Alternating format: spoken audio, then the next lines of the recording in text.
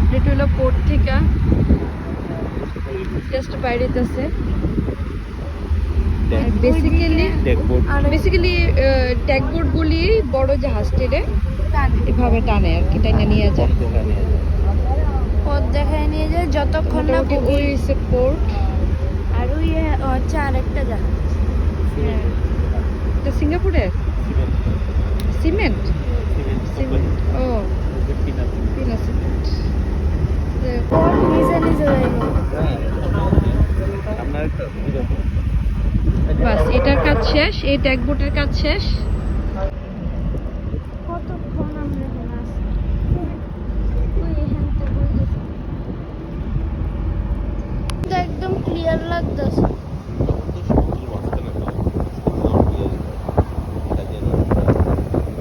কত স্পিডে বোটটা চলতেছে। এখন বাজে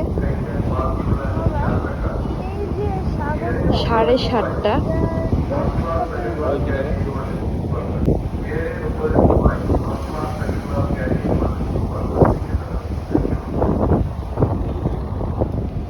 বাবাই, আরে বাবা লে সোনা বাবা।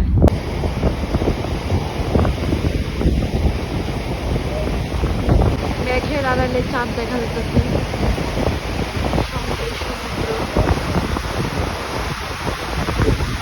আমরা আছি ক্রুজের ব্যাক সাইডে।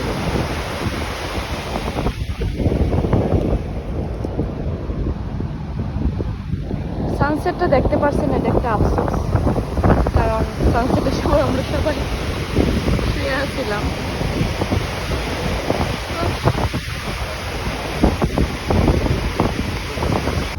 ক্রুজের ফ্রন্টের দিকে এতক্ষণ যে আসলাম ওইটা আসলে ব্যাক সাইডে, ওইখানে ডিজেলের খুব স্মেল আইতেছিল।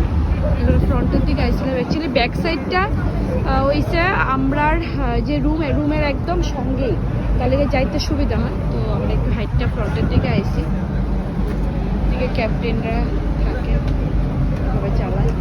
এখানে সবাই বইয়া মজা করতেছে, যারা গ্রুপে আইছে সবাই এখানে গল্প গুজব আড্ডা সব চলতেছে। হাওয়া আজকে হয়েছে পূর্ণিমার রাত, এর লিগে চারটা খুব সুন্দর লাগতেছে।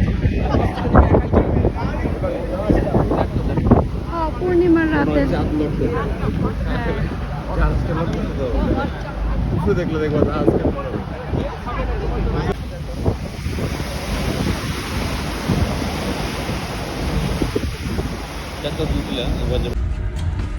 বাপরে দরজা এত শক্ত। আমরা এখন যেতেছি ডিনার করতে। আমরা এক রাত্রের মধ্যে আমরা পুরো ফেড আপ।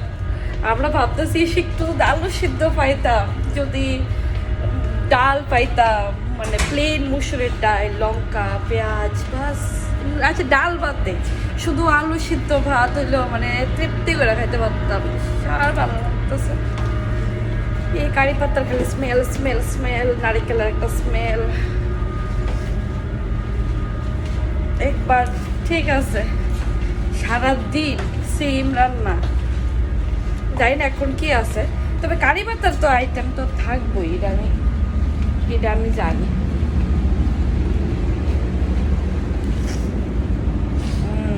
তো চলো গিয়া দেখি কি আছে। গাইস সত্যি কারি পাতার গন্ধ মানে ওইখান থেকে পাইতেছিলাম, জানি না কি আছে।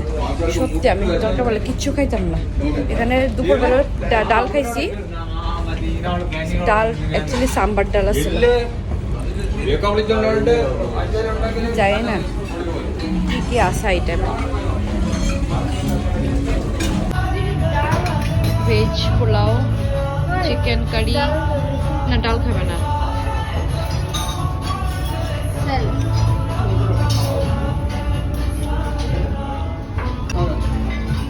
এখানে আছে রুটি, আচার, পায়েস।